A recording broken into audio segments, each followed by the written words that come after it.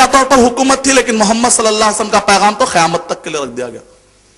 اور اسی طریقے سے کہتے ہیں حضرت عیسیٰ علیہ السلام نے، عیسیٰ علیہ السلام کا معجزہ کیا تھا کہ وہ خبریں بتاتے تھے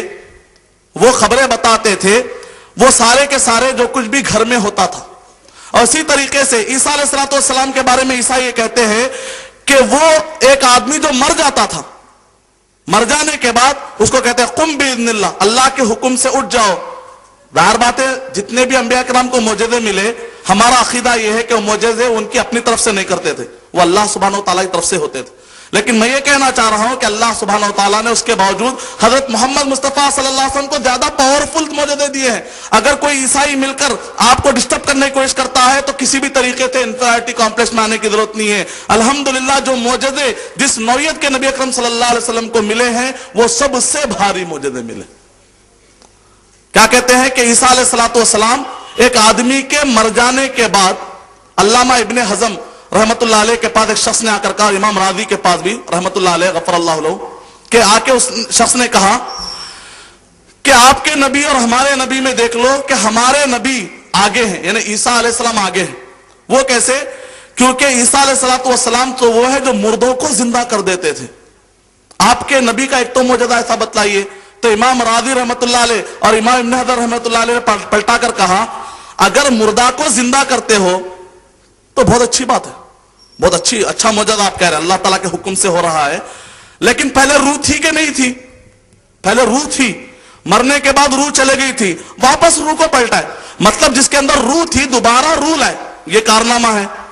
حضرت محمد مصطفیٰ صلی اللہ علیہ وسلم کا معجزہ کیا تم نے نہیں دیکھا کہ نبی اکرم صلی اللہ علیہ وسلم جس لکڑی پر ٹیک لگا کر نبی اکرم صلی اللہ علیہ وسلم خطبہ دیا کرتے تھے، جب اس لکڑی کو کاٹا جا رہا تھا تو وہ لکڑی چھوٹے بچے کی طرح رونے لگی.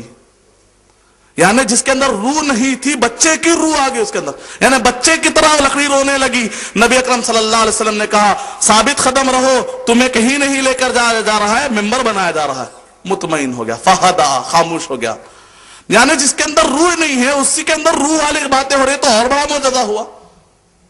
تو نبی اکرم صلی اللہ علیہ وسلم کی شخصیت کو اگر آپ دیکھیں گے، دنیا کے جو بھی معجزے اگر آپ لا کر دیکھیں گے اور نبی اکرم صلی اللہ علیہ وسلم کے معجزوں کو اگر آپ دیکھیں گے تو نبی اکرم صلی اللہ علیہ وسلم کی شخصیت سب سے آگے نکلتی ہے، پار.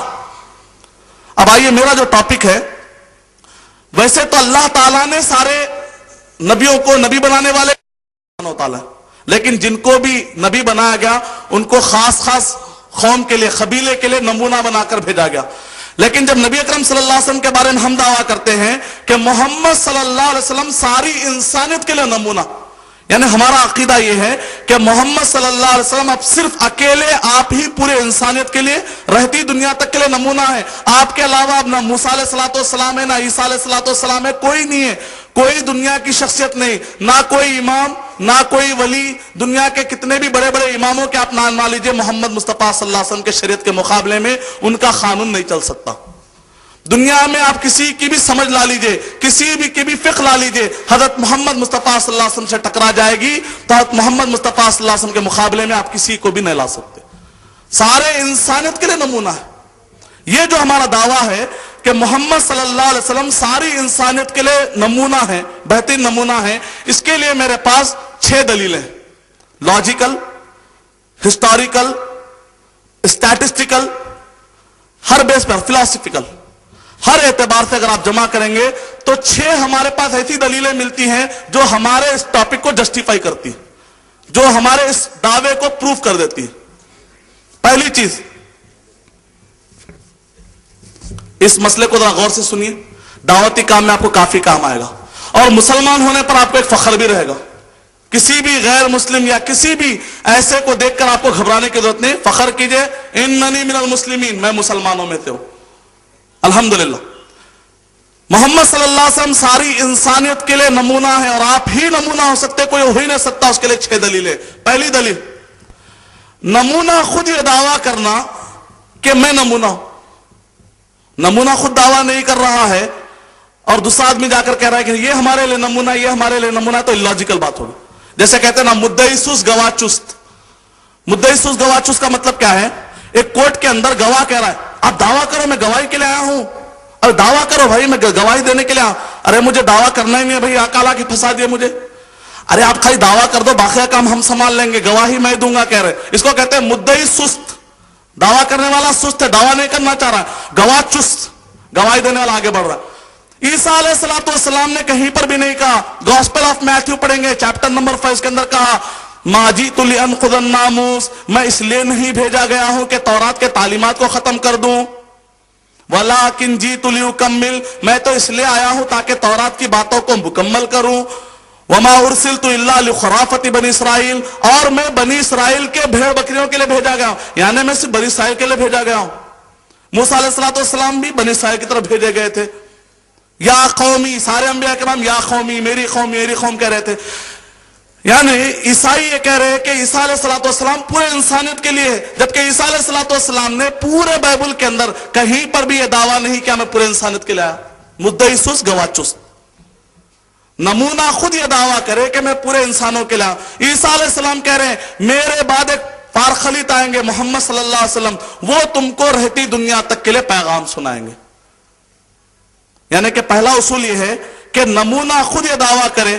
بدھا کے بارے میں نہیں آتا کہ انہوں نے کہیں پر یہ کہا ہو کہ میں پورے انسانوں کے لیے نمونہ ہوں. اسی طریقے سے آپ بھگوت گیتا پڑھ لیجئے، رامائن پڑھ لیجئے، مہابھارت پڑھ لیجئے، پورے انسانوں کے لیے رہنما ہے. کہیں پر بھی ورڈ نہیں ملتا یہ شخصیتیں پورے انسانوں کے لیے رہنما ہے. موسیٰ علیہ السلام نے خود کہیں پر بھی دعویٰ نہیں کیا، لیکن نبی اکرم صلی اللہ علیہ وسلم نے اپنے بارے میں کہا. سورہ اعراف سورہ نمبر 7 آیت نمبر 158 کے اندر قل، اے نبی اکرم صلی اللہ علیہ وسلم آپ اعلان کر دیجئے، یا ایھا الناس، اے سارے لوگوں، انی رسول اللہ الیکم جمیعا، میں تم سب کی طرف رسول بنا کر بھیجا گیا. پہلا دلیل یہ ہے کہ پہلے خود دعویٰ کرنے والا نمونے کا دعویٰ کرے. اور اللہ تعالیٰ نے کہا وما ارسلناک الا کافۃ للناس بشیرا ونذیرا وما ارسلناک الا رحمۃ للعالمین، اے نبی اکرم صلی اللہ علیہ وسلم ہم نے آپ کو سارے عالموں کے لیے رحمت بنا کر بھیجا. دوسری دلیل یہ ہے کہ جو نمونہ ہوتا ہے اس کی زندگی پریزرو ہونی چاہیے. مثال کے طور پہ آپ کسی کو رہبر بنا رہے ہیں، کسی کو آپ کہہ رہے ہیں ہمارا رہنما ہے، یہ ہمارا نمونہ ہے. نمونے کی زندگی محفوظ نہیں ہے تو پھر کہاں سے نمونہ ملے گا آپ کو؟ زندگی محفوظ ہونی پڑے گی. اب آپ چیک کر کے دیکھیں گے کیا دنیا میں 3 بڑی شخصیتوں کو ہم دیکھتے ہیں، بدھا، جیزس، موسیٰ علیہ السلام. تینوں کی زندگیوں کو اگر آپ کھنگال کے دیکھیں گے اور اس کے اندر آپ رامائن مہابھارت بھی ملا لیجئے، کیا یہ پریزرو ہے یا نہیں ہے؟ مثال کے طور پہ بدھا کے بارے میں کیا معلومات ملتی ہیں؟ بدھا کب تھے وہ بھی نہیں معلوم. تعجب کریں گے آپ. کہا جاتا ہے کہ بدھا کے بعد کچھ راجاؤں نے آ کر بدھیزم انہوں نے قبول کیا. بدھا کے بعد کچھ راجا اور مہاراجاؤں نے آ کر بدھیزم انہوں نے قبول کیا. اور یہ بدھیزم والے، یہ جو راجا تھے، ان کے تعلقات یونانیوں سے ہو چکے تھے. یونانیوں کی کتاب میں پتا چلا ان کے ہسٹری کے اندر کہ بعض بدھا کے ماننے والے راجا مہاراجا مجھ سے ملنے آئے تھے. اس کا مطلب نکلا کہ بدھا یہ زمانے سے پہلے کے تھے ہوں گے. اتنی تاریخ ہے. اور کنفیوشنزم جن کی تعداد کروڑوں میں چائنا کے اندر، سارے انسان ہیں، سب جہنم کی طرف جانے کی تیاری کر رہے ہیں. ہم مسلمانوں کو کیا ہو گیا ہے کہ آج ہمارے اندر محمد مصطفیٰ صلی اللہ علیہ وسلم کی تڑپ نظر نہیں آتی. ان سب کو جہنم سے بچانے کی فکر نظر نہیں آتی. کروڑوں کی تعداد میں ہے. بدھیزم کی تاریخ تو تھوڑی تو ملتی، کنفیوشنزم کی تاریخ تو اور بھی نہیں ملتی. پریزرو ہونی چاہیے. اب آپ کہیں گے نہیں بائبل تو سیف ہے نا، پورے دنیا کے اندر 450 زبانوں میں ترجمہ ہو چکا ہے. نعوذ باللہ. مسلمانوں نے تو ابھی تک ترجمہ قرآن مجید کا کتنے صرف 110 زبانوں میں کیا، لیکن عیسائیوں نے بائبل کا ترجمہ کتنے زبانوں میں کر دیا؟ 450 زبانوں میں. لوگ کہتے ہیں نہیں بائبل تو محفوظ ہے. بائبل محفوظ ہے. بائبل کے بارے میں آپ نہیں جانتے. بائبل کا ایک ہے کنگ جیم ورژن. ایک کنگ جیمز ایک بہت بڑا بادشاہ گزرا، اس نے کہا الگ الگ بائبل لے کر کیا گھوم رہے ہو، چلو آج سے یہ بائبل چلے گی. بادشاہ اپنی طرف سے بائبل الگ الگ بائبلوں کو نکال کے کہا کہ یہ بائبل چلے گی. کنگ جیم ورژن کو سارے عیسائی لوگ اس پر بھروسہ کر کے چلتے ہیں. کنگ جیم ورژن کے بعد ایک ریوائزڈ اسٹینڈرڈ ورژن آیا، RSV، ریوائزڈ اسٹینڈرڈ ورژن. تعجب کیجئے، اللہ کلام کو بندے جو ہے ریوائز کر رہے ہیں، نظر ثانی کر رہے ہیں. یعنی اللہ تعالیٰ جو کلام اتارا اس کی اصلاح کون کر رہے ہیں؟ بندے کر رہے ہیں. یہ کیسا ان کا خدا ہے؟ واللہ عالم.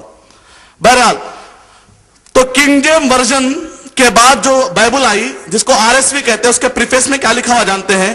ہم مانتے ہیں کنگ جیمس ورژن سب سے اچھی بائبل ہے، لیکن اس کے باوجود بھی اس کے اندر گریٹ